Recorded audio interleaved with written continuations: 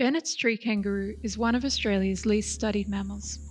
Despite its large size and charismatic appearance, we know very little about what shapes its distribution or abundance because systematic surveys have never been conducted.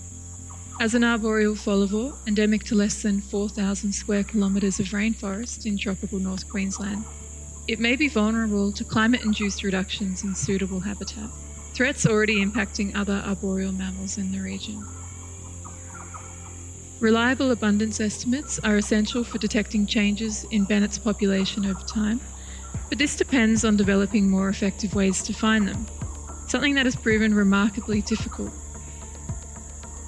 This is because Bennett's tree kangaroos mostly dwell in the canopy of emergent trees, up to 40 metres tall, rarely descending to the ground. Conventional survey methods like spotlighting and thermal scopes are often ineffective because the dense vegetation makes it hard to see into the canopy and slow to cover ground. Nearly all current knowledge comes from a single radio tracking study around 40 years ago, which underpins population estimates today. Fortunately, thermal drones have ushered in a new dawn for studying tree kangaroos.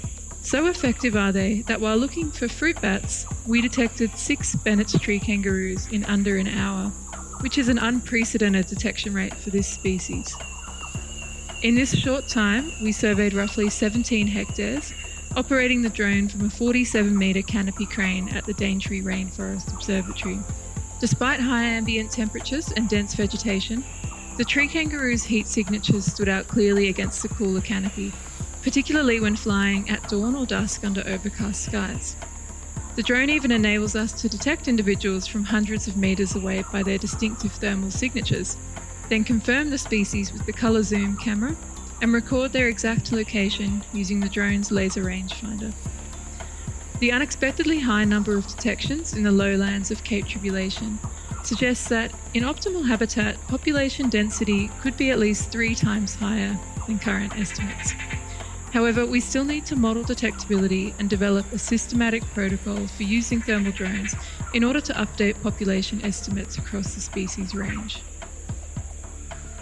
Importantly, the tree kangaroos showed no signs of disturbance, letting us observe foraging and social behaviours from as close as 15 metres.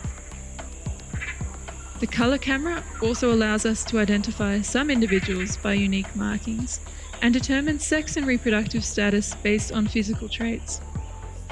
In the future, we hope this transformative technology can be scaled up to improve population assessments for all 14 tree kangaroo species in Australia and New Guinea.